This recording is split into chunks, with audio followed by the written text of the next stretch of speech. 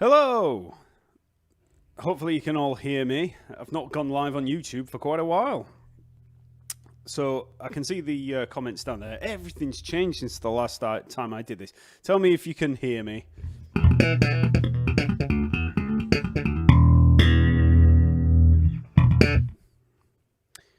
Can you hear that?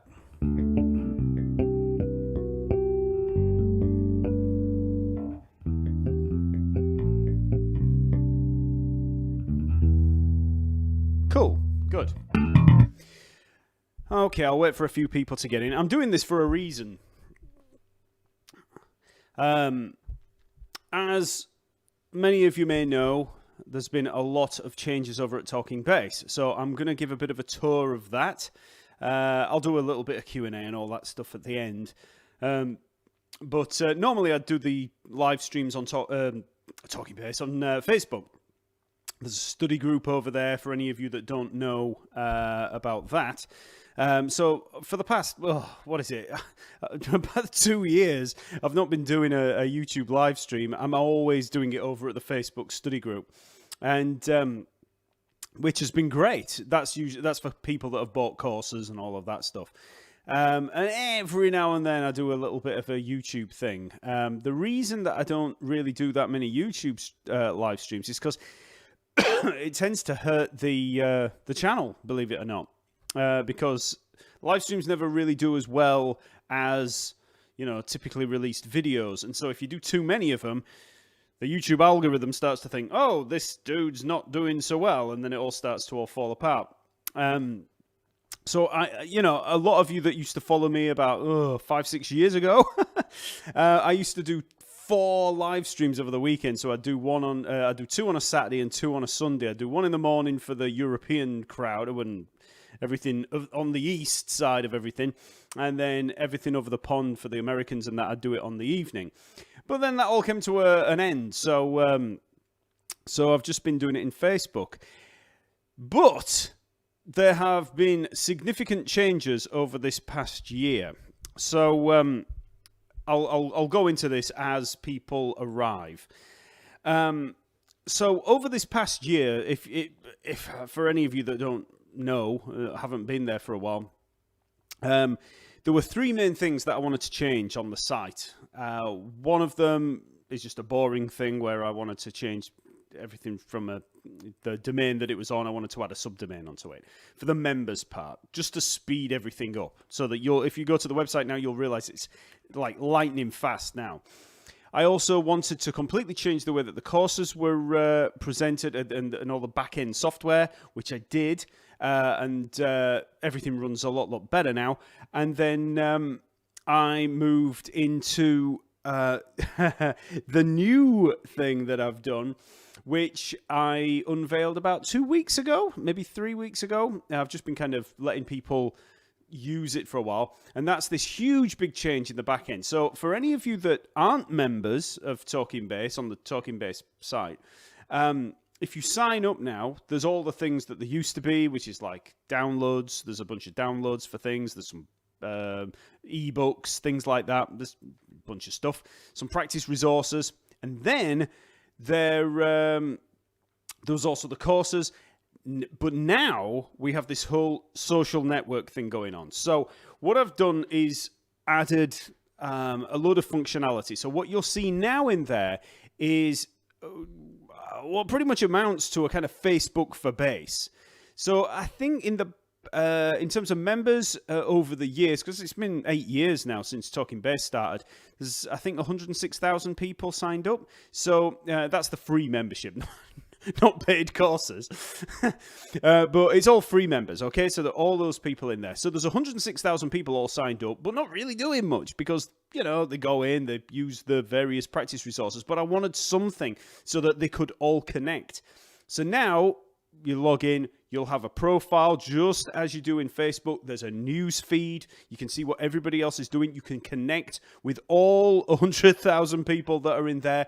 You can see what their interests are, all of that kind of stuff. You have your own timeline, all of that stuff. There's also a whole set of forums that you can go in. You can all converse in there. There's a lot of groups, just a bit like Facebook groups, and you can create your own groups, which is where it gets really cool, because there's already a bunch of people that have created all these different groups, and they become moderators of those groups, and there's loads of people joining in with chats in there. So then you can connect with people, you can make connections, so you can see what those people are doing. So very much like, Facebook and all those kind of social network things, but simply for bass players. So I let this thing go live a couple of weeks ago, and it's working great. Just ironing out a few things. I didn't really want to make it go too public at first, because I didn't want it all to, I didn't want there to be some bugs or anything like that were going to cause problems. But now I really want to just tell everybody about it, so you can all come in and all start connecting and doing all of that stuff. All the courses, all the premium courses, if you've bought courses there, that all integrates perfectly in there. So in your profile, you'll be able to see your courses and get into those. You can also see other people that are using the courses. You can converse about those. There's various forums and all that kind of stuff. I'll be doing live streams over at the actual website. So as well as, I'm probably going to do quite a few more YouTube ones as well, as opposed to the Facebook ones. But I'm going to be doing live streams at the website. So there's a whole chat part in there as well. So I really wanted to get it out there and tell everybody about it. So what I'm going to do, I'll do a little bit of Q&A for bass stuff when I've finished it. What I'm going to do is do a little tour of it. So I'm going to do a little screen share in a second. I'm just waiting for a few people to come in.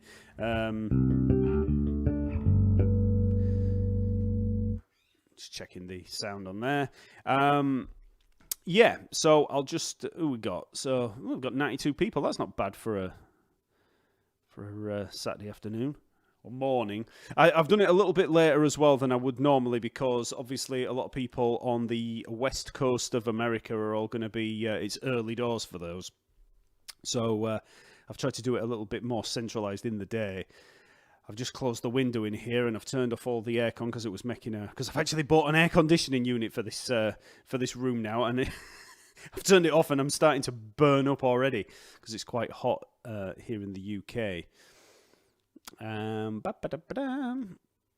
I'll just, while I'm waiting for a few people to come in, I'll just answer a few questions that I've seen here.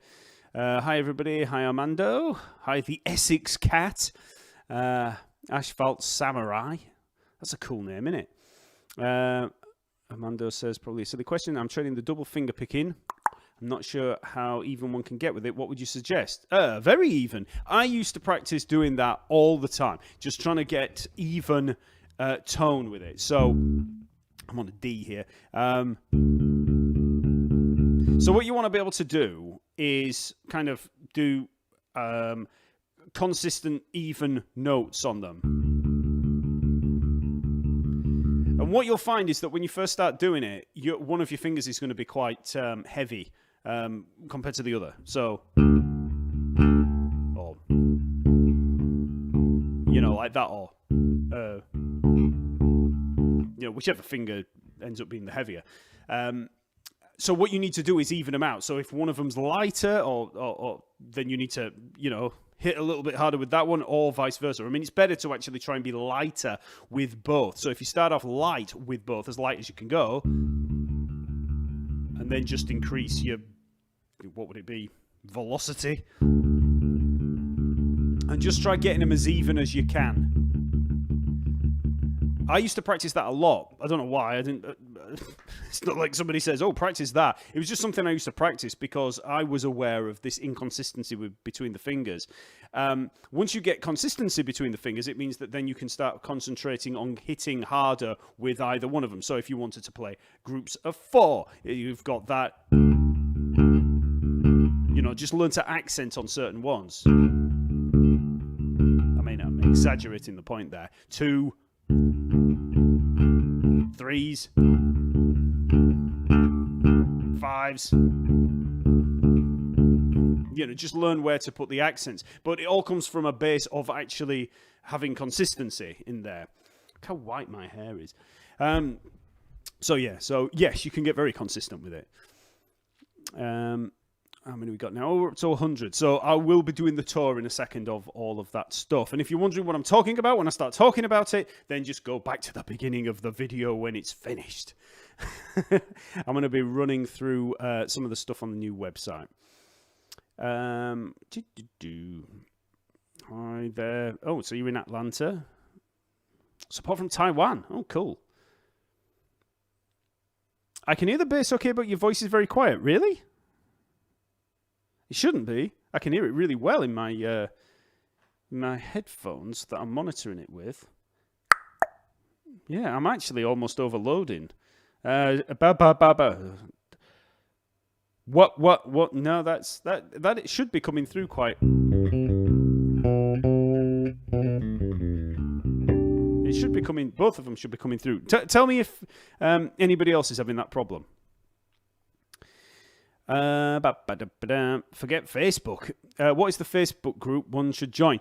Well, it was the study group. So there's a Facebook Talkingbass study group, but it's for people that have bought courses. So when you buy a course over there, one of the premium courses, you know, like Simple Steps to Sight Reading or any of those things, then you can join this private Facebook group, and that's where I do a lot of live streaming every week. And you don't need to anymore. You can actually just come over to the Talkingbass website, log in, and ka-ching! It's all in there now. As you will see in a minute. If you had to lose one of those basses in the back, which one would you pick?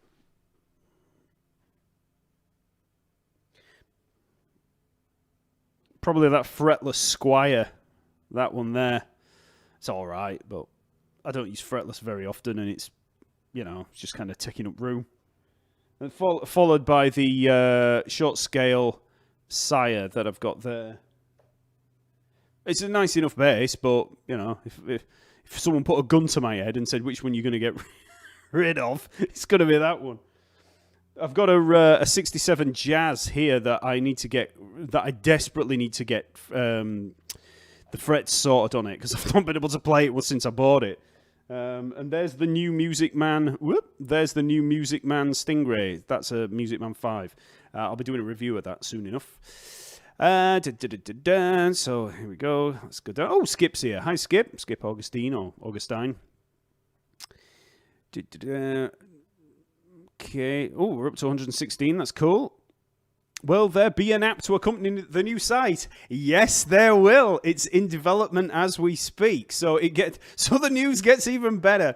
So all of this stuff that's on the website, or this sort of Facebooky kind of thing that I've devised, is on mobile it looks all right. You know, if you log in on your mobile phone, it's all right. But I am having an app developed as we speak that will make all of that, perfect. And that should be out pretty soon. So it'll be out for both iOS and Android on both phones and tablets. So whoa! So that's going to be out. So you won't even have to go onto Safari or Chrome or, whatever you're using, and then, talkingbass.net, and then click in, and then, that looks crap. You're not, none of that. You're going to have an app on your phone, and bada bing. But fine. Yeah, because they were saying about the bass being too loud, but I've got a feeling that might even be overloading.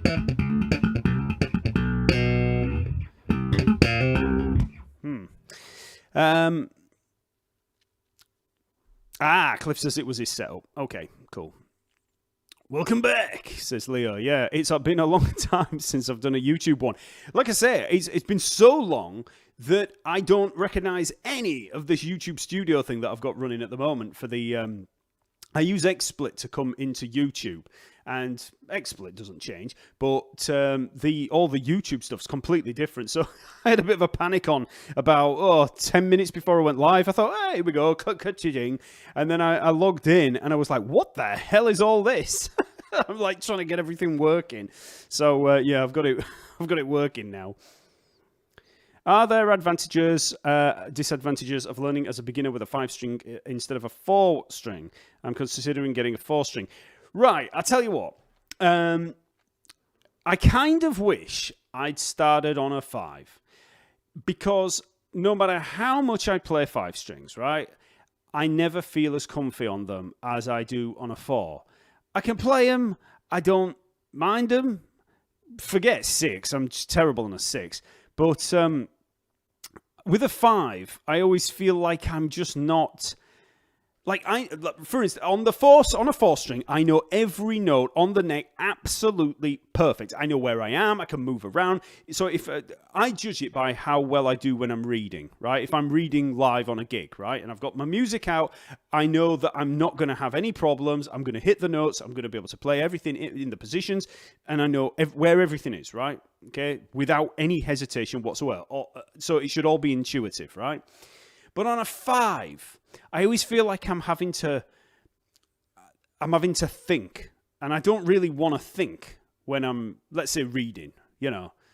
Just normal playing songs. If I'm not reading, then that's easy enough. I can look at the bass then. But the test for me is when I'm sight reading, because I can't look at the bass, so I have to know exactly where I am without looking, right? And on a 5, I kind of feel like I have to look. Like I'm moving to somewhere and I'm like, sometimes I even have to work out what the notes are in the higher registers. I'm just not as fluent with 5. I do know what they are, but there's hesitations, these tiny little hesitations. And I know that if I'd started on 5, I would feel natural with it. But I always feel more natural with a 4. Now, I could do everything that I need to do on a 4. I don't feel any real need to do 5. The only reason I ever play 5 strings is when I'm doing shows, because a lot of shows will have things written for 5 strings. So there'll be a lot of, especially synthy bassy kind of things. So they'll always go down low. But most of the time you can kind of get by with a 4. You can tell that because just look at all the bass lines and bass players that just use 4 strings, right? But I kind of feel a little bit like if I'm doing something that's going to be tricky, I don't really want to do it on a 5. I feel a lot more confident on a 4. So it all depends on what you're going to want to do. If you have ideas of becoming a professional bass player and doing all the kinds of gigs that you might be able to take on, at whatever point, maybe start on a 5, because you're going to get fluent on it early rather than having to struggle later on. So I don't know. Who cares? 136. Okay, so it's building up. What, no Windows Phone? No, there won't, actually.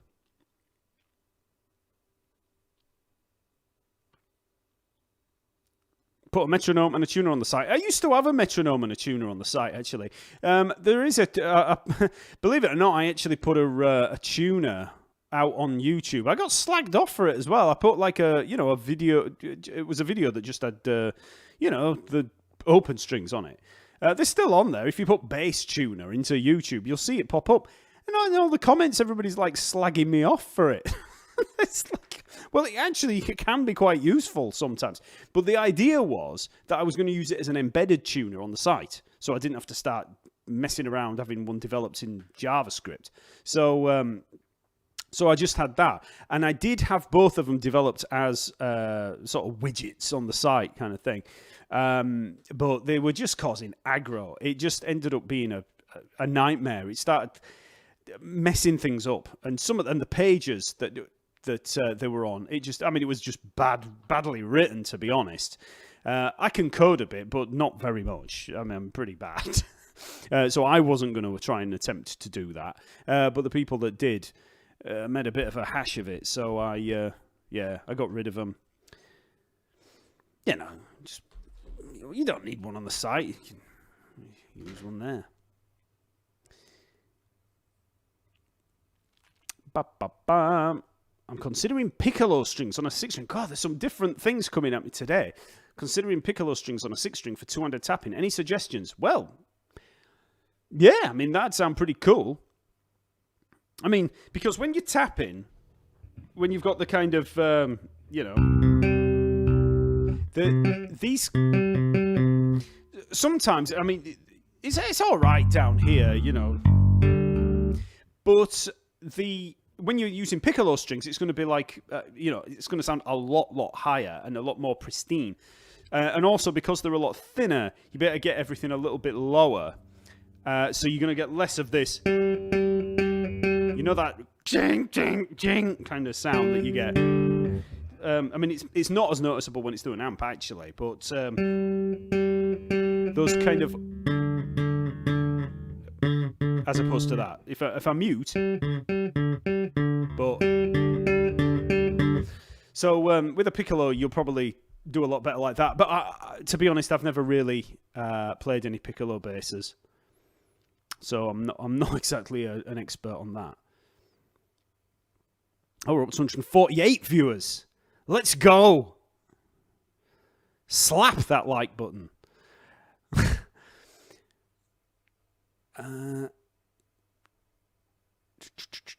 Right, I'll just very quickly look through these and then I'll get started with this tour. Sometimes, this is P. Weirdsma, or Weirdsma. Sometimes I have problems to find the right sound on my bass or amp. Maybe you can explain some more about that. Here's my big tip for playing through an amp and getting tone. Put everything flat. Don't worry about messing around with EQ and cranking your bass tone and all of that kind of stuff. Get everything as flat as you can. Just straight 12 o'clock. Get everything flat on your bass and then listen to what your bass sounds like.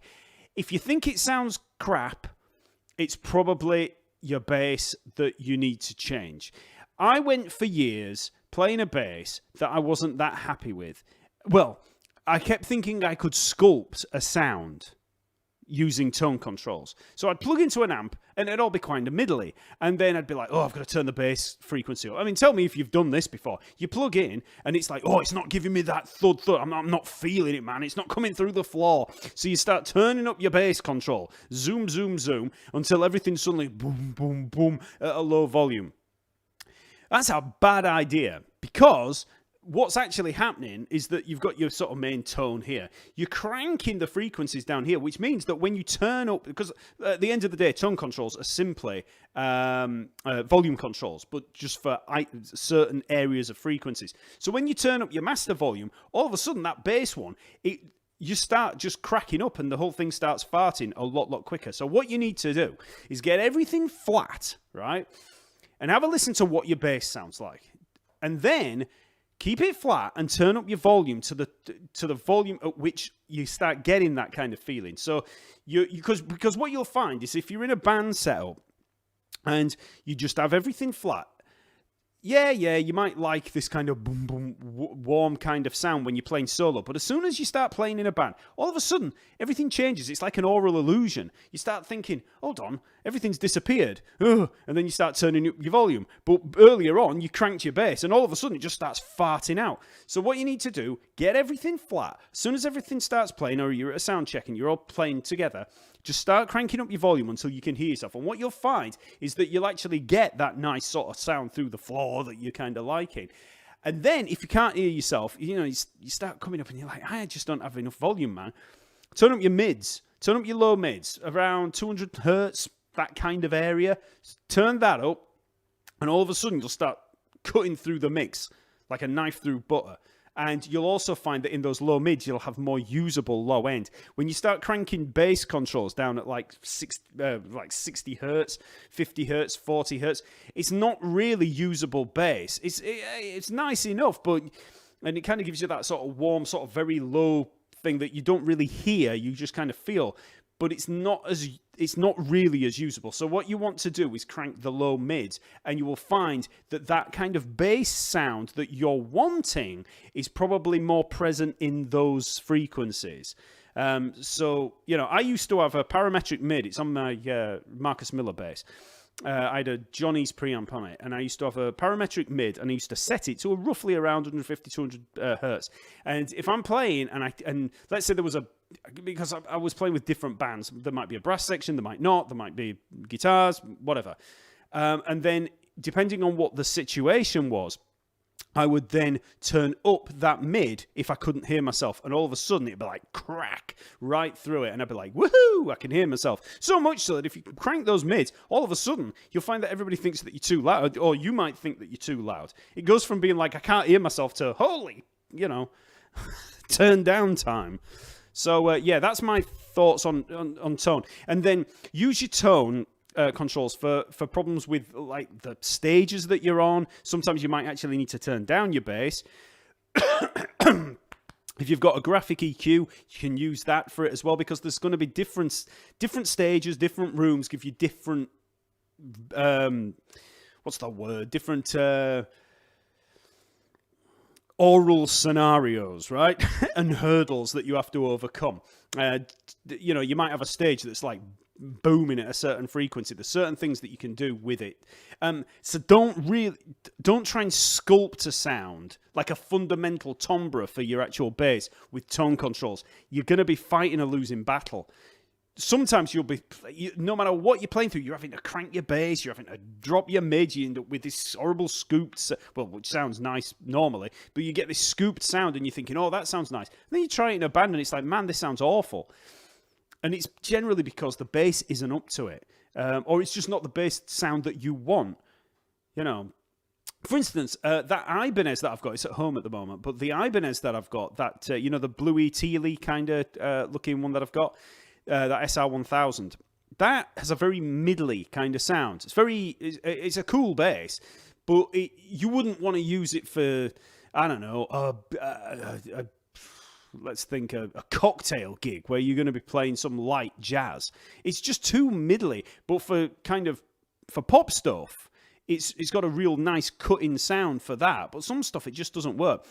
My Fender Jazz, I've got a lot of Fender Jazzes, but my Marcus Miller one, that's a really good all-round bass. And when I bought that, I remember thinking, man, this thing just sounds great no matter what. It's just got a really big sound. So every bass has its own sound. And sometimes you'll find that you are trying to sculpt a sound that works against what you've actually got in your hands. Do you use a DI box for recording? Yep, I've got a radial DI in JDI in there that goes into the desk. Oh man, I'm getting hot.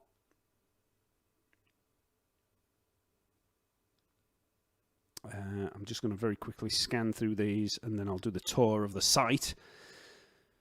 What you go to effects, currently running compressor into processor into amp, but still a little restricted. Anything else worth a standalone effect? To be honest, for gigs and stuff, I barely take any effects most of the time, especially if it's something that, if it was going to be some like crazy, I don't know, dance kind of thing, or it was going to be a real hardcore heavy kind of thing, I might take overdrive. But like most of the time, I just don't really bother that, with stuff. I've got a ton of effects as well, but I don't really think there are any go-to ones. It's always nice to have a compressor, but if you're going to be recording, you can do all of that post anyway. I find overdrive. I've got an MXR M87 compressor, and I really like that. But unless you really know about compression, then it's or if you kind of know what you're wanting to do with it, because it's not an effect as compression is not really an effect. So you kind of have to know why you're using it and what effect it's going to get. You can use them for an effect, actually. You can really crank the compression to get that, a certain kind of sound. And it's really good if you're trying to do sort of like, doing a lot of pinched harmonics, all that kind of stuff. It can be useful. But to be honest, especially for things like pinched harmonics, like that, if I was to actually solo the bridge pickup, you'll find that it actually does more than ever any kind of effects will. So if I'm just in the middle, here are they a bit quieter, then so now with the bridge pickup, and now I'll crank the mids,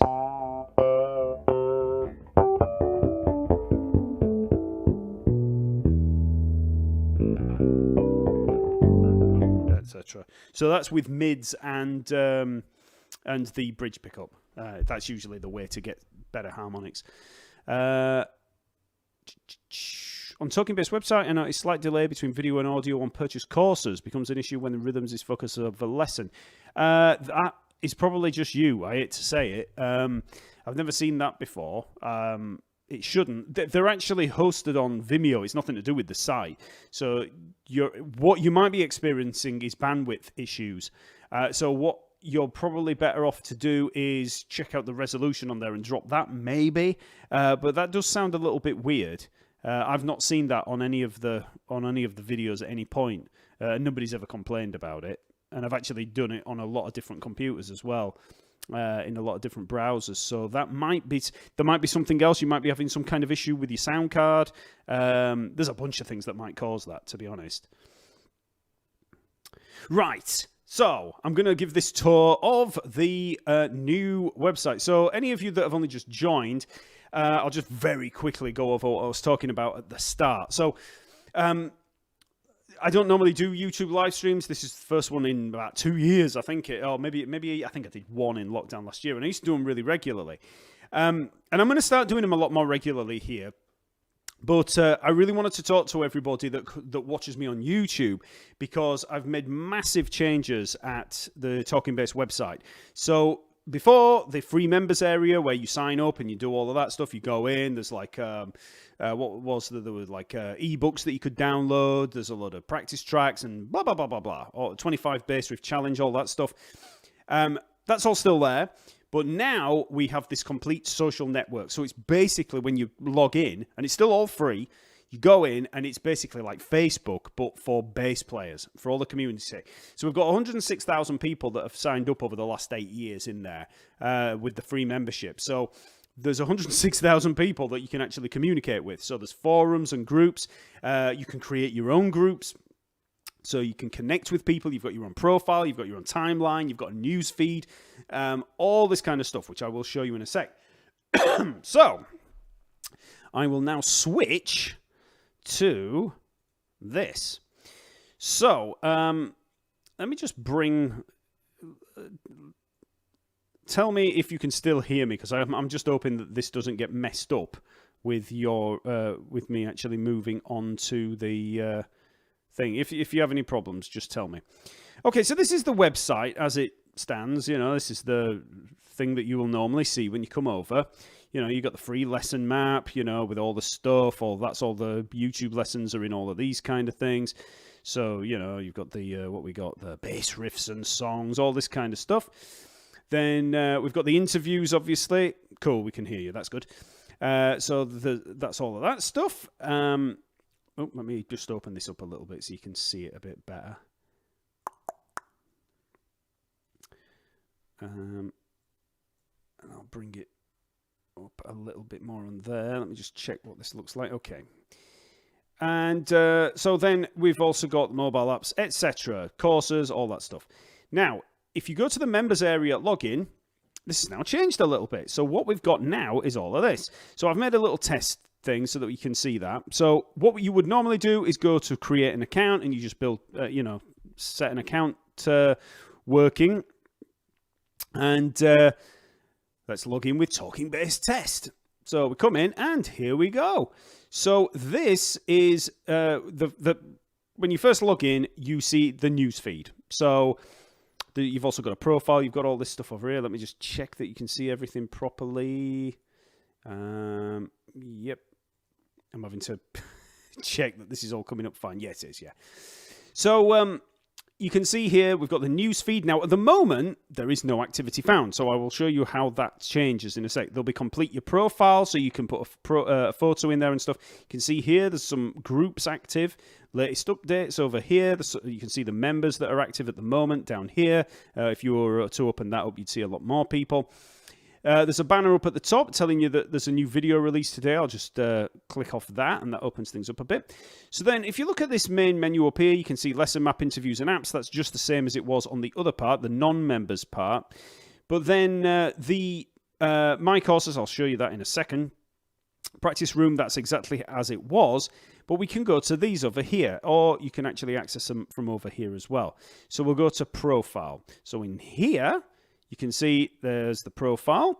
I've also got a timeline. I've not put anything on it yet. This is a brand new account. Forums, we've not joined any forums yet. No groups, no connections yet. So you get the idea. This is where all of that's going to be. So let's go to the forums. So you'll see in the forums, we've got all of these. And at the bottom, you can see all of the discussions going on at the moment. So let's say that I wanted to look at something in, let's pick one. General music learning, right?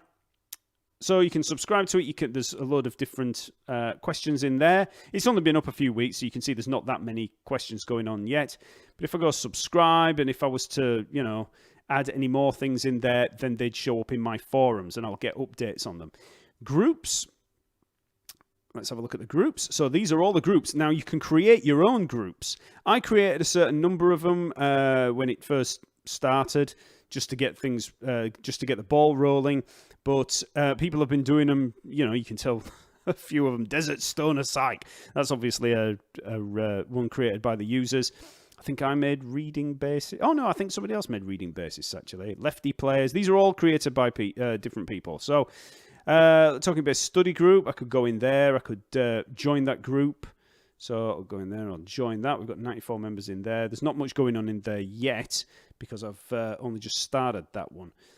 I could go back, let's have a look at another one. Let's have a look at pick players. So in here, a few people talking. How many have we got here? We've got 43 members so far, so I could join that group. And now if I go back to my news feed, you'll see that, loading community, that we've got some different updates in there. You can see all of the stuff going on in here. You can see the forums at the side as well. There's a quick link, little box there. Recent replies to stuff that you might have done. Latest updates down the side. So this is all very Facebooky. Also, if I now go back to profile, if I go to groups, you can see that I've got the two groups in here. I don't think there'll be anything in forums yet. So forums, that'll just be your discussions. You can click on subscriptions, so they're the ones that I've subscribed to, and you can imagine over time there'll be a lot more going on in there. You can also add a photograph to your profile, post anything you want on your timeline. You've got messages, which you can also access up here, just as you would in Facebook. I've no messages because this is a brand new account. Notifications, so there'll be a load of notifications coming there whenever people do various things. You'll also see a little pop-up down here that comes up. There's your shopping cart if you're deciding to buy anything. Members, if you click on this, you can see 107,000 members. So we've got a bunch of people in here who have all now been adding their profile pictures, and there are 5,350 pages of those. That's the first 20 of the 107,000. So there's a little search here that you can do for people, and then when you do connect with people, you'll see those connections there. There's an account page, so you can check things on your account. That's more to do with the shop area. Also, we've got the courses, so any courses that you're doing. So there's beginner bit. These are the courses that I've just randomly put onto this account. So let's say there's Sight Reading Volume 1. This all looks a lot nicer now. So you've got all of these lessons down in here.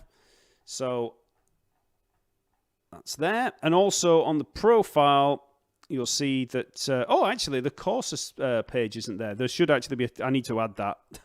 There's normally a courses tab there. For now, you can just click on there. And then, obviously, as per usual, there's the shop. So all the courses are in there. Practice room, we've got the 25 bass groove challenge still. So all of this stuff is still in here. Slap groove challenge. So there's 25 slap grooves to work through. Got the ebook downloads. They're all in here.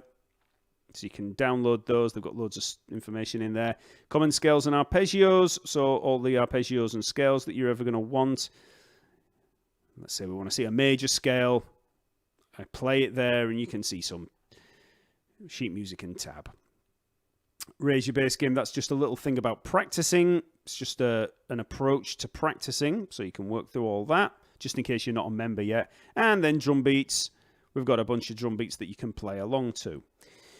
So that's the new social network. Now, also in forums, I've got a few little dedicated ones. General support, so that's stuff to do with, issues with the courses and things like that. If there's a problem, you can report it there.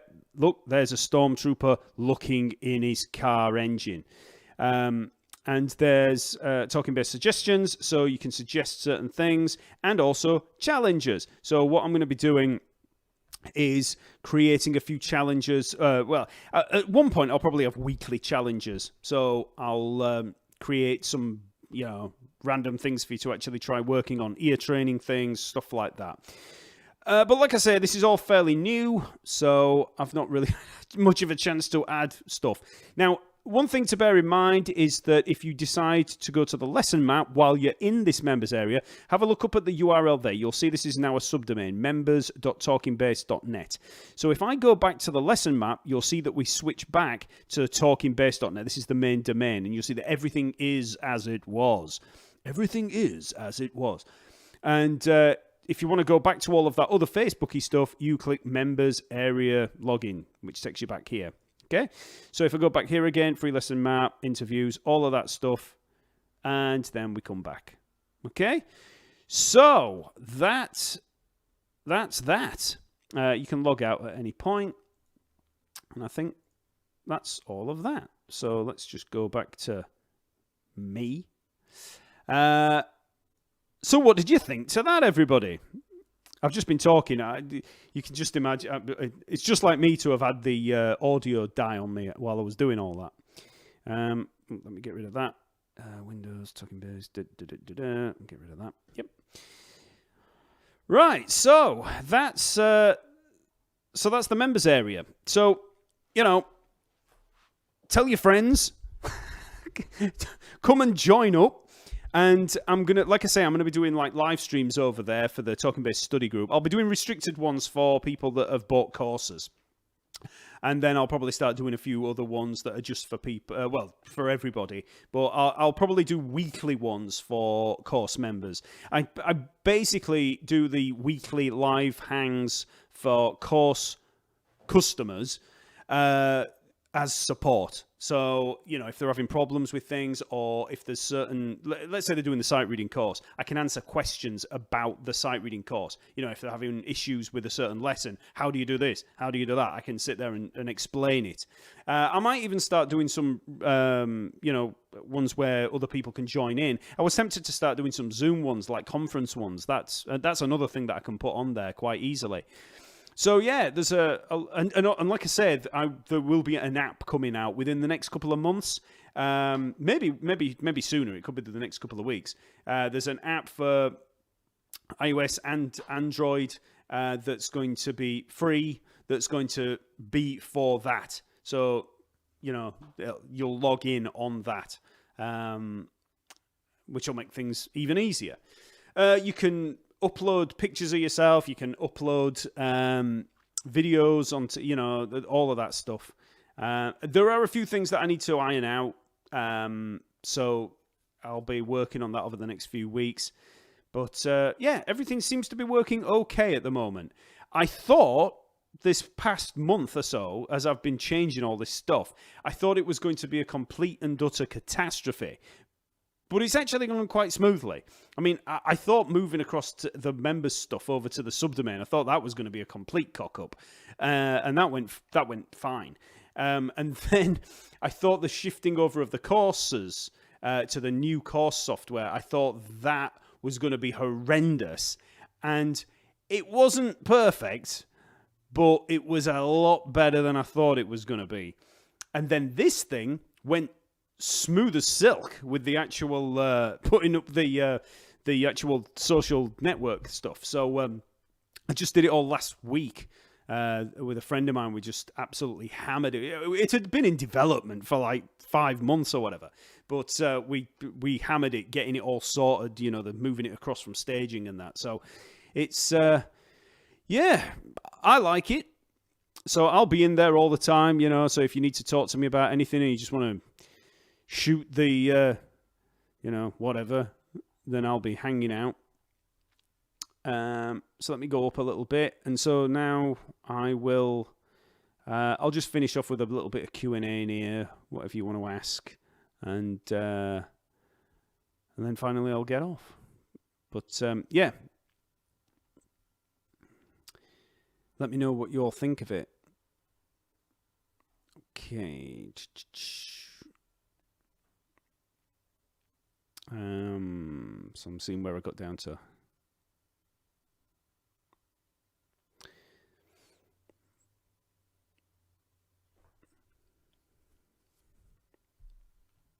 One thing I will say as well is that the groups seem a lot more popular than the forums on the website. And I'm actually thinking of switching some of the things that I've got as forums into groups, because the group thing, it just has a better vibe, I think.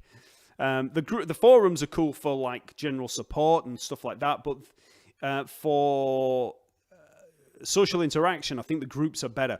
And also, you can create your own groups. I mean, I'll be moderating it a little bit, so if anybody comes along and starts wanting to do some ridiculous, stupid ones, then, I'll put an end to them. But, yeah.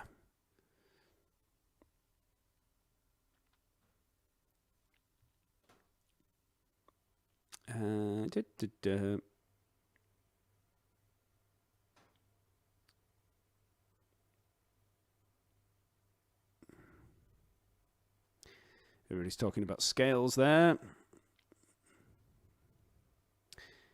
Thanks, Landry. Good. I'm glad everybody's liking the site.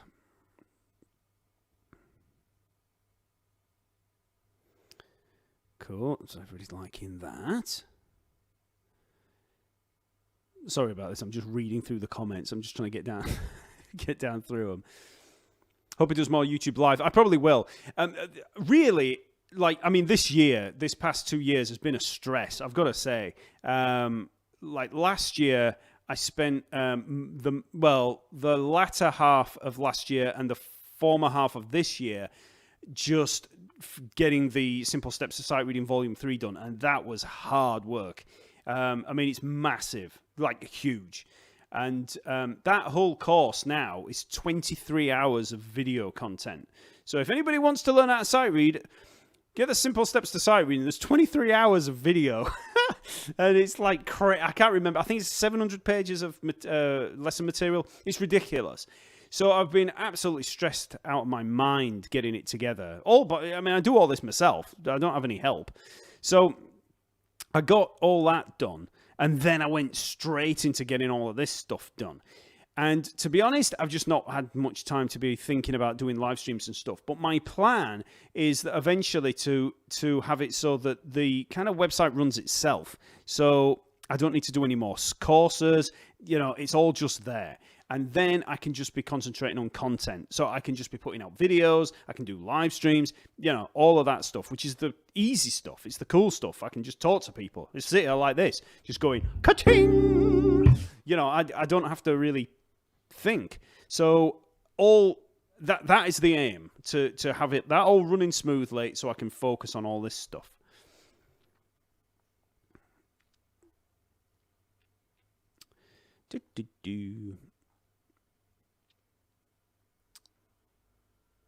Yeah, the app's going to be really cool.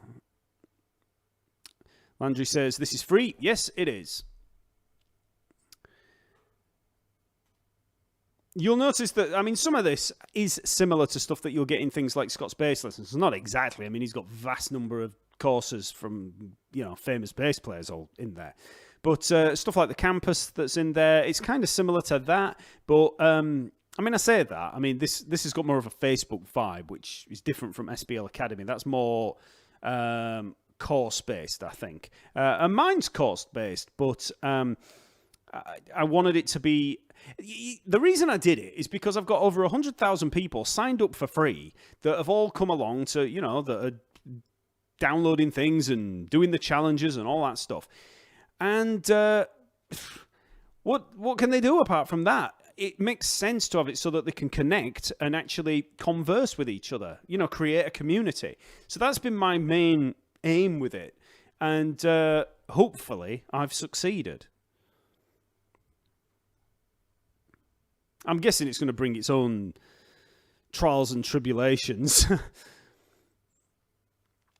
Hi, Mark. Question. Hold on. Let me just see if I've missed anything. Yeah. You gave a lesson on spelling drills back in December 2015 and mentioned at the end of the lesson that you would go over the sharps and flats, but can't find it. Did you do that tutorial? No, I didn't. Good point. But they're all there in the spelling drill reference manual that's in the... So when you sign in to Talking Bass, there's the ebook thing. Go in there, and they're all in there. I mean, it's exactly the same thing. Like sitting there and going A, B, C sharp, D, E, F sharp, G sharp for like an A major scale. It's the same thing, but for sharp keys. So if you're going to be doing, let's say, a C sharp major scale, right? C major is C, D, E, F, G, A, B. So for a sharp one, you just sharpen them all. C sharp, D sharp, E sharp, F sharp, G sharp, A sharp, B sharp. It's quite straightforward when you do it like that. If you think of D major, D, E, F sharp, G, A, B, C sharp, D sharp, E sharp, F double sharp, G sharp, A sharp, B sharp, C double sharp. That's where all these double sharps and that come in. Once you start looking at things from a letter perspective, an alphabetic perspective, musically, you start to understand a lot more about these things that seem like crazy theory. It's not crazy theory at all. It's just really common sense. It's just a consequence of doing certain things.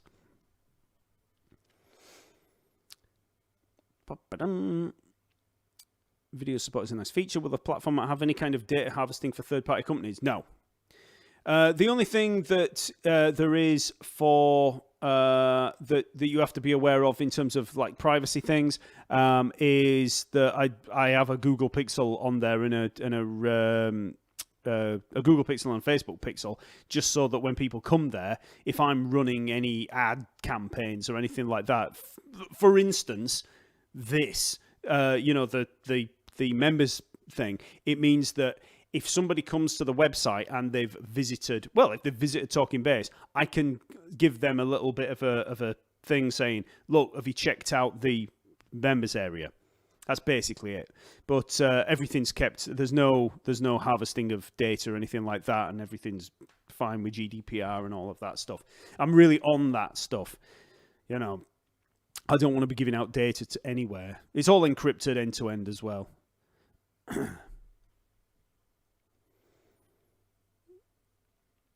Because I've come from a little bit of a tech background, unlike some other musicians that might be doing stuff online, I kind of think about a lot of that stuff. That's why I've kind of done the website like it is. So I'm constantly thinking about all of those things because I'm like knee deep in all of that. In terms of all the kind of data issues, all the problems with social media and all of that stuff. I think about all of that a lot.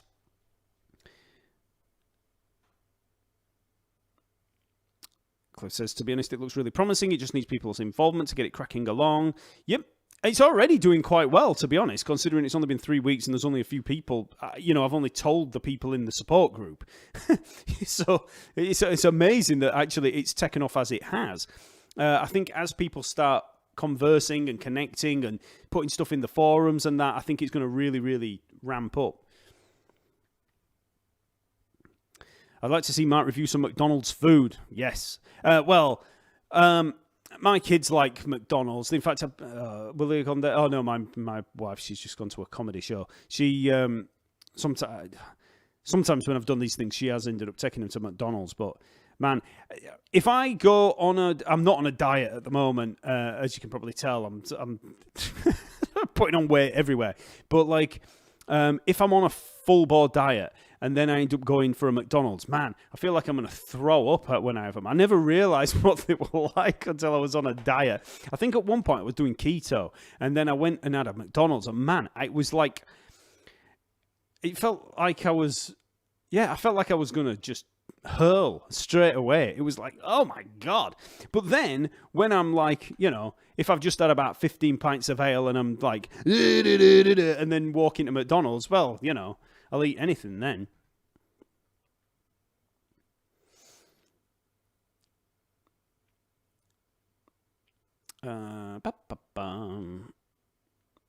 Ivory says no like SBL. Does that mean you don't like SBL, or is it not like SBL? Oh, jumping down. Yeah, they're coming thick and fast now. Are all the this is the thing with YouTube. It's like you do these live things and all the comments start blasting down, and it's hard to keep track.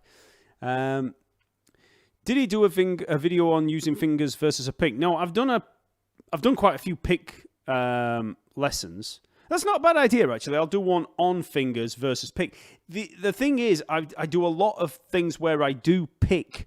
Like I've just done thingy. What am I doing?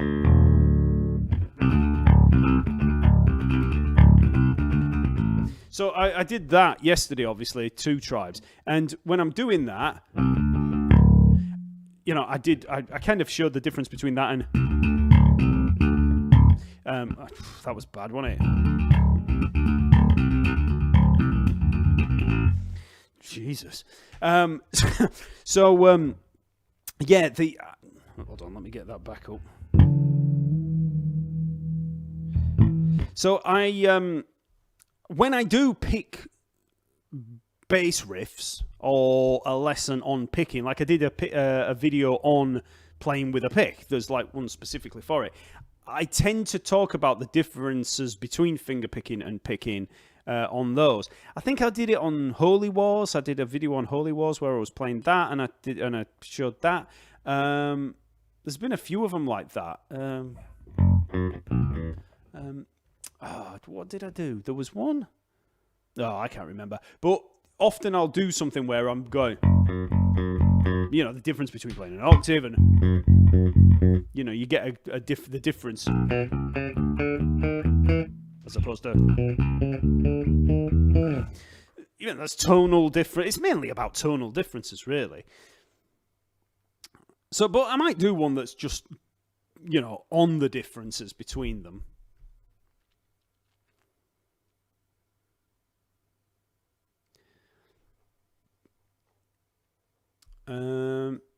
Davey and Mark should bass battle. Would get more people to this channel. It's very educational. I'm not really that into bass battles. I find it all a bit silly. I like Davey 504. I've watched him for years.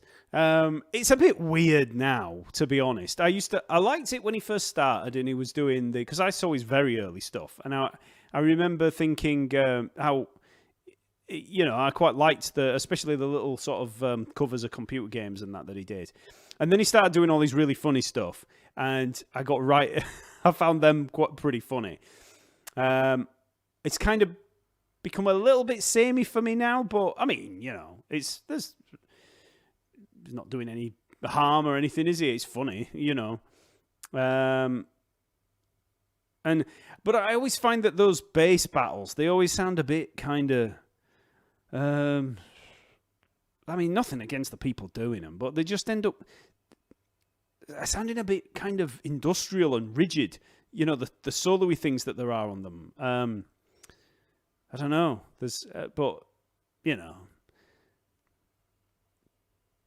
any of you that haven't, did Nathan Navarro do one with him? I think he has, because Nate's brilliant. I like Nate. Out of all those guys that do a lot of the playing things. Any of you that haven't seen, Nathan Navarro, he's absolutely amazing. I met him at NAM a couple of years ago, and he's a really, really nice guy. There's a few of those dudes that I've met that I'm a big fan of. Love Nate's playing. Is it Remco Hendricks? Love his stuff. When he does his kind of weird little. I was watching him up close. Nobody else was watching him. It was stood in one of the booths, just doing some crazy kind of thing. But in these things like London Bass Show, NAM, all those people are just walking by, and hardly anybody's taking any notice. And I'm stood there watching him. I had seen him play before, but I was in. How he does that. It's I was like watching him really closely. I mean, that's crazy, because he does it really fast. So it was only me stood there watching him, and Yeah, it was really good. So I like Remco Hendricks. While on the subject of those guys. And Charles is obviously brilliant. Bertou, or however you pronounce it. Although I don't think Charles likes me. I think we were friends on Facebook, and then he unfriended me. So I think I don't know. I think he thinks I've said something that I shouldn't have. Something like that. Because I remember once saying something on Facebook about there was a point, right, at which a lot of the, like Davey 504's got a lot of non-bass player fans. Well, quite obviously with the number of people watching him. I think there's more bass players than there are on the planet. But he's got a lot of people that don't play bass. Nothing wrong with that. It's cool. It's good. It gets people playing bass. But there was it doesn't seem to be happening as much now, but there were like a bunch of bass sites, not mine necessarily, but like other guys that I really like watching, and all the non-bass players were going into their comments sections and just like being really rude and just be trolling basically. Now I don't care about any of that.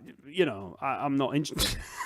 Trolling it does not affect me in the slightest, but for especially people that have got small channels, I felt like a bit like bad for them because they started arguing with them. I won't name any names, but so I said something on Facebook about it, about that side of the of Davy's community, let's say.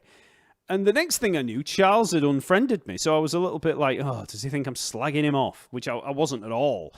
Because I wouldn't mind getting an interview with him as well, because he's a fantastic bass player. But anyway, Jasmine says, love the new site. Will you ever be adding a backing track section? Yes, but it's up in the air at the moment as to what I'm going to put in there. It won't be like, that one that I had before was just rag-ass, which is Yorkshire for a little bit crap. So, I just had this horrible set of, I think there were single chords and then I had double chords, and it was just like a random set of chord progressions, which, some people found useful. That they weren't completely unusable. But I just didn't like the sound of them, and I didn't like the look of them. They were a bit unprofessional, to be honest. So I'm thinking of having like a real... It's the dust off this. So I'm thinking of having some really good ones made for it. And I'll have all the music written down below as well.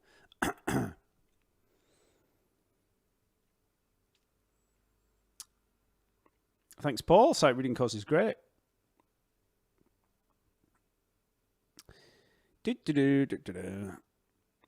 Thanks for your back. Good stuff. Thank you. That's probably one of...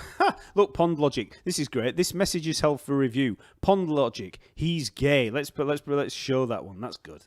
Pond Logic there. Unless he was talking... Was he talking about me? I don't know. Oh, no, he wasn't. Yeah. So stuff like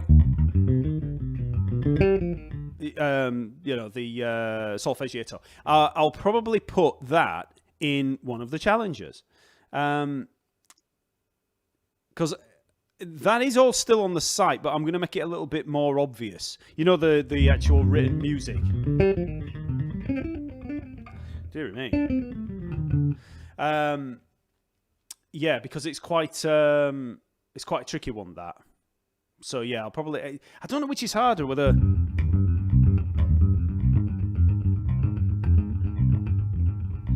That... I don't know.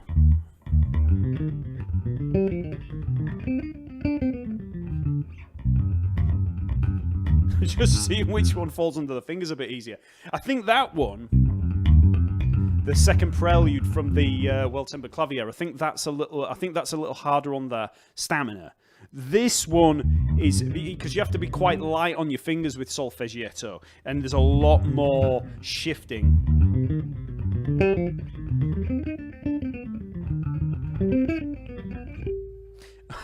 I didn't go up there, and I'll tell you why. So frets knackered. It's my 22nd fret. It's all right there at the 24th. It just frets out completely. I need to get it fret-stoned or replaced. Which is why when I came up there, when I stopped at the top G as a...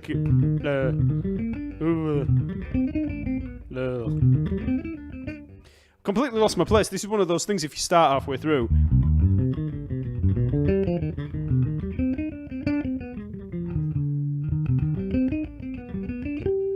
So I went up to the G and I didn't carry on because that was coming. So I might put those in the challenges. I don't know. I do get asked about those a lot, so, I mean, there's easier ones. I mean, you can do stuff like that,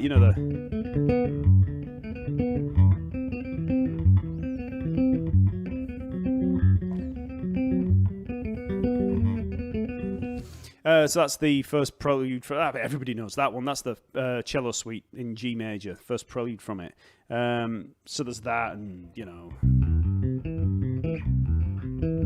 just all the Bach stuff. So I could put a few of those in. I tell you what else works really well as a little kind of duetty kind of thing, or as a 4-part. If you take Bach chorales and you give each person a line of music.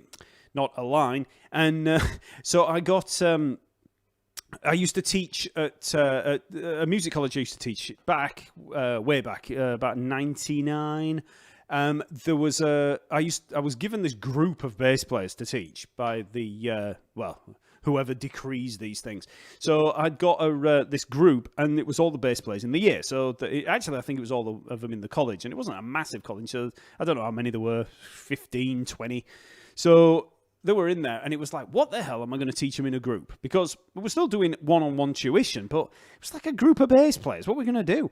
So what I did is I wrote out a load of these Bach chorales, and we used it as reading practice. And then I'd do these other things where we'd do like duets and stuff. But because Bach chorales are very, they're a little bit less frenetic, they sounded really nice. So that's something that I might put on there as well. While on the subject of Bach. Hey, show us all your bass collection. The one behind you, if you don't mind. Well, there are quite a... Hold on, then. Because I need to go in a minute, but I'll show you them. So this is my Enfield Lionheart.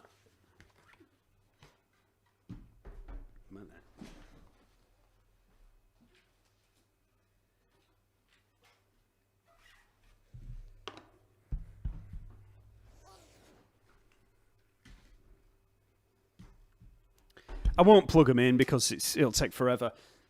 This is that's a 50s precision copy. It's one of the what is it? It's the Fender Road One Classic whatever. It's one of those.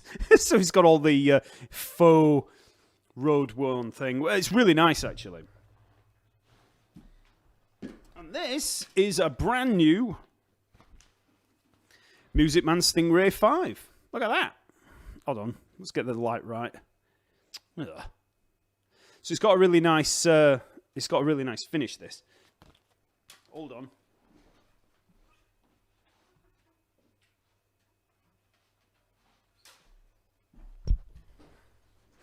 This one, that's a Sire short scale. This is a 1968 or 1967 Fender Jazz.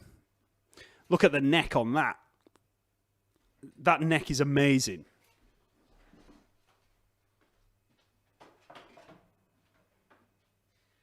That's a Squier fretless.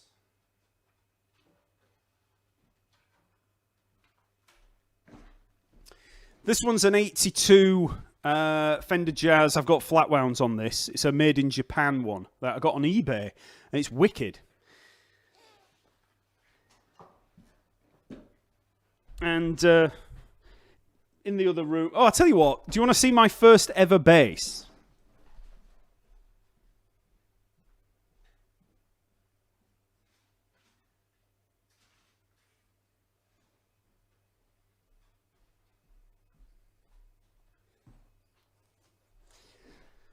So this is a Westone Thunderjet.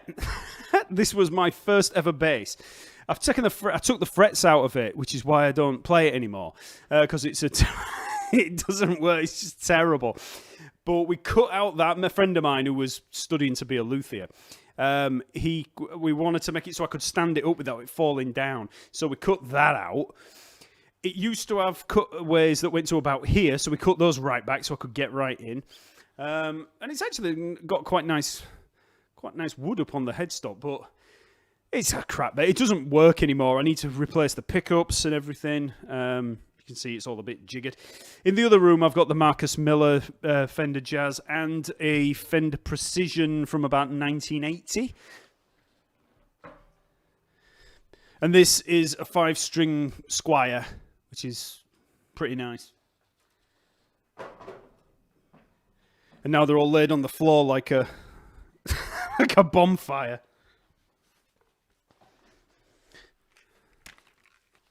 But you get the idea. Which is why I told you it would take too long to actually play through them all.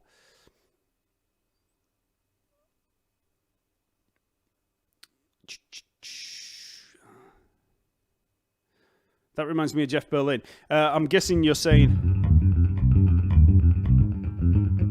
it's the second prelude from the Well-Tempered Clavier. So Jeff Berlin did a kind of cover of it. He kind of did a bit of a...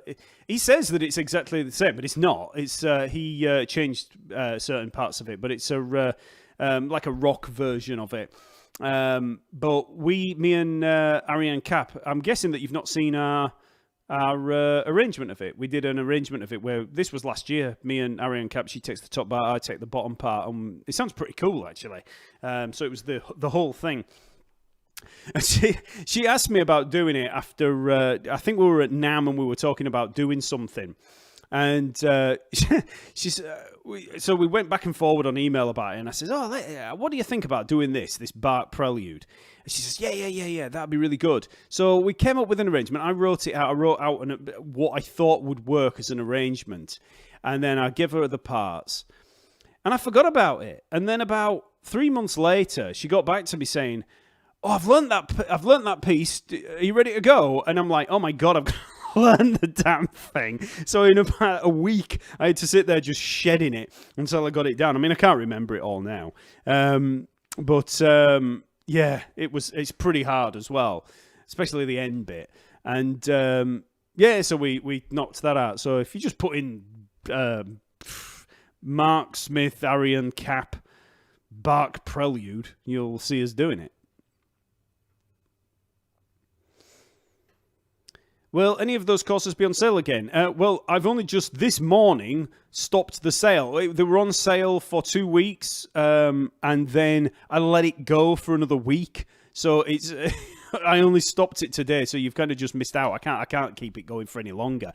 But they will go on sale again. Any thoughts on the fan fret, multiscale, and headless hype? I'm not a massive fan of them, but they are good. It's just that I find them a little bit weird to play. But, there's a lot of people that play them that absolutely swear by them.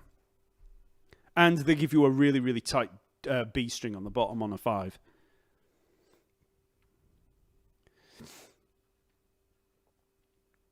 Can you reach out to John Deacon for the next interview? Yeah, right. He ain't coming out for anything. It's hard enough getting blooming Tal Wilkenfeld. It's such a struggle to get some of these people, I mean, we've had a few big ones. I mean, Nathan East, Leland Sklar, Dave Ellefson. Although, yeah, I better not mention that one. And who else we have? Who else did we have? We had Nathan East. We had somebody else big before that. Tony Levin. Tony Levin's the biggest one that we've done, actually, in terms of views. That's doing really well. I've asked Billy Sheehan, and he said yes. I asked Stu Ham about 2 years ago. It's been an ongoing thing. I really want to interview him, but we've just not got round to it. So there's a few people like that we're working on.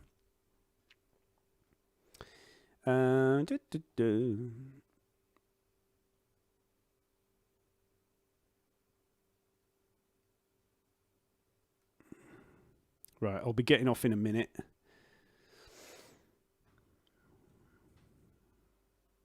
Hi, San Diego Varsity Sports. So happy you're on YouTube again. Thank you. Yeah, I've been looking forward to doing a YouTube live. Like I said, I've not been doing them because I've been doing them live every week over at the study group. And, you know, it kind of screws your channel over a little bit if you start doing live streams and you're not getting the kind of views that you get when you're doing normal videos.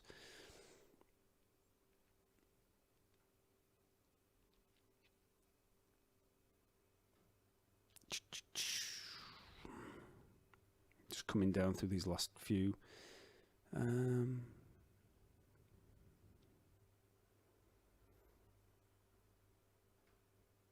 God, I am dying here. It's like it's so hot in here, honestly.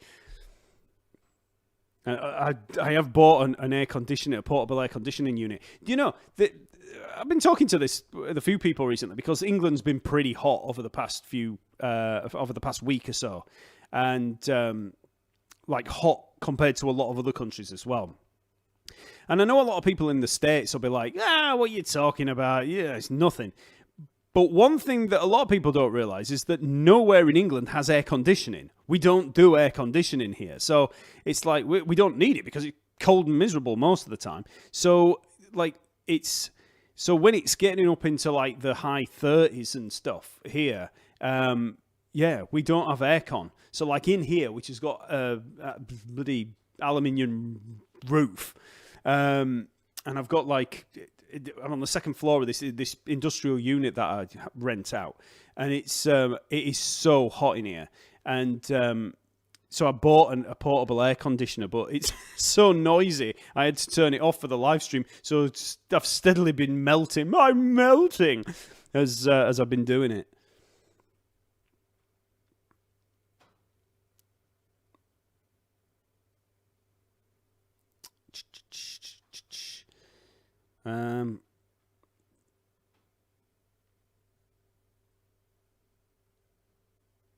What strings do you use? Most of the time, DR high beams.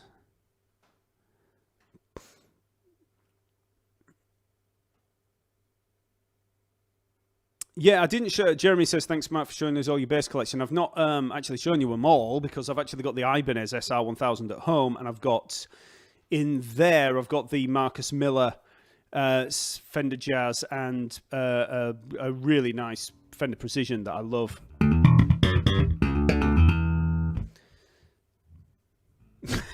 Don't know why I did that.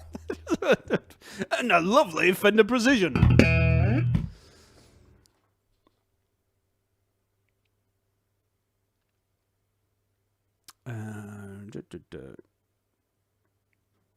Interview Paul Turner. We've already asked him. Is he going to be doing it soon? He said yes, but he needed... there's a few people that have said yes, but we're trying to sort it out in terms of the timing. So Paul Turner did say yes, but it's just sorting out when. It was like with Guy Pratt. It took ages to get the right day with him. That's the good thing about having Ellen do it with me, because Ellen is in there with all these people because she works for Bass Player magazine. And, she's on the London scene, London. So she gets to meet all these people a lot. So she knows Guy Pratt pretty well anyway. They both do stand-up. So she's pretty pally with him. It was the same with Bill Gould from Faith No More. She's been out she's been out drinking with him. So that's how she does it. She's Irish. She just goes out drinking. Sat there drinking bleach with all her... rock star mates. Right, I'm going to get going in a couple of seconds, so I'm just going to whip through these last few.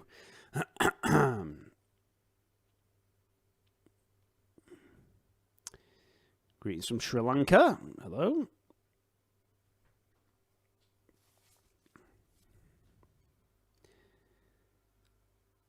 Good trick is to get really hot and then crack a window so anything feels good.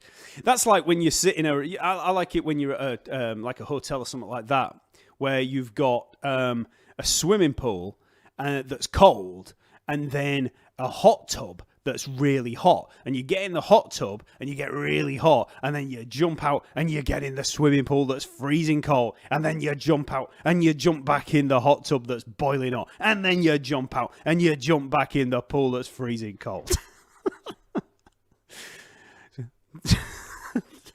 Borderline heart attack. Is that a new chair? No. I had the red. There's the red one. Yeah, I know what you're actually meaning. There's the red ones in the other room because a friend of mine came down to help me out with the setting all the social network thing up a couple of weeks ago. So I took a table that I'd got lying about from home, which is over there, and I let him use the red chair, and I've got the blue chair. Well spotted.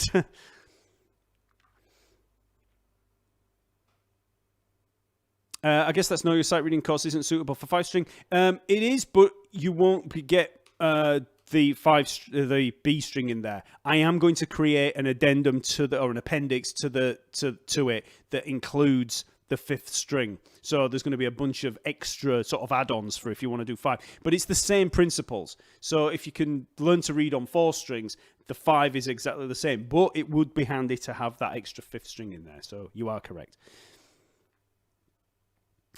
Is that a rip in your chair over your left shoulder? What you mean that shoulder? No, it's just a hole in it that goes through. Right, last few. Here we go.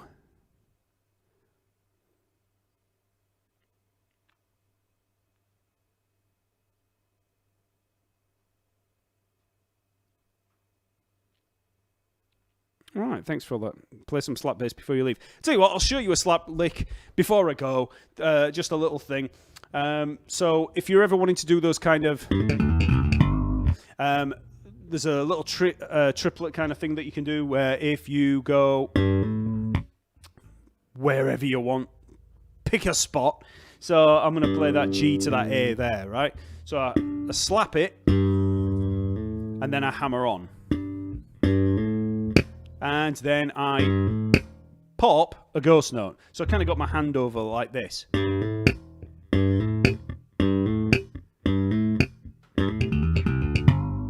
Okay. So that's a little thing that you can do, and you can just move it around. So it's just slap, hammer on, pop. You can kind of do anything with it. So that's one little slap thing that you can do. And what's the other one? Oh yeah, if you do any... Actually, I was just going to say a double thumbing thing, but I've got a blister from doing that stupid 2 tribes yesterday. But if you want to do a kind of little thing that you do with double thumbing, so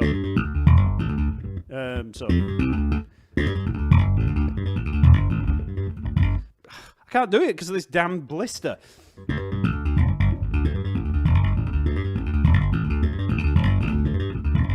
So that's for that kind of like... I'm not getting any purchase on the upstroke because of the stupid blitter. You can see. Well, can you see? No, you can't see. But same principle as it's just open string, then hammer on, and then upstroke.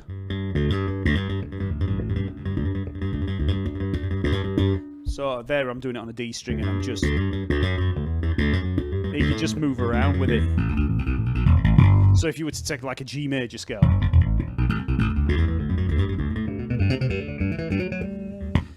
playing really badly with it because of that. But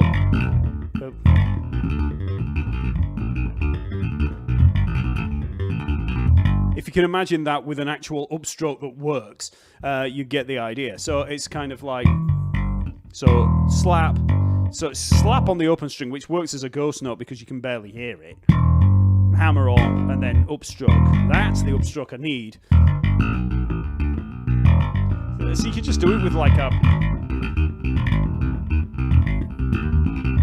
going to have to slap, I'm going to have to pull up harder to make...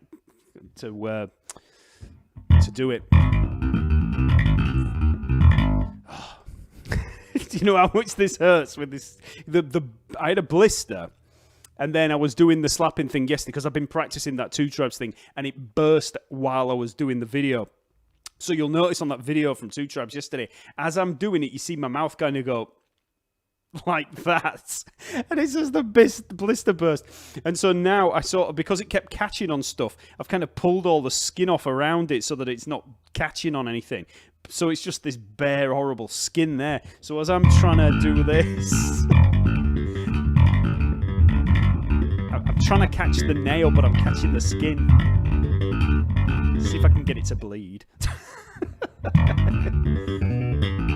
So anyway, that's the Victor Wooten way of doing classical thump, but it's really make sure you don't have a blister when you're doing it. But it's basically it's just open string, hammer on, and then upstroke. Just wherever you want to go with it. Oh God.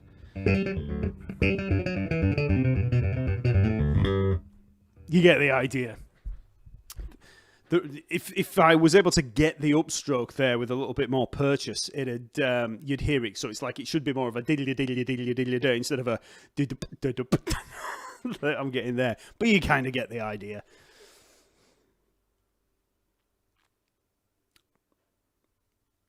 Okay, right, I'm going to get moving then. Cool. Yeah, someone just says, I like the pile of bases. Yeah, you've probably just missed me working through them all. That's why I've got this bonfire of bases at the side. Right, it's been lovely to talk to you all. Any of you that have just come along that wonder what the hell's going on, it was because I was doing a tour of the new website members area with all of my new social network for bass players. So we've got, it's basically Facebook for bass players. So you just sign in, go to Talking Bass, go to the members area, sign up.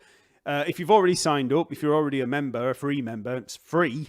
Just log in as normal and you will see you've got all of this new news feed, profile, It's basically like Facebook, but you know, but Talking Bass. And there's going to be an app released over the next few weeks, maybe next month. It depends how long it takes. So you'll actually be able to download that for free. That'll be a free download so that you'll be able to then log into Talking Bass and see it all in app format for both phone and iPad, for both Google and Android. All right then, everybody. I will get moving. My kids are going to be wondering where I am. And I will see you all soon. All right. See you later.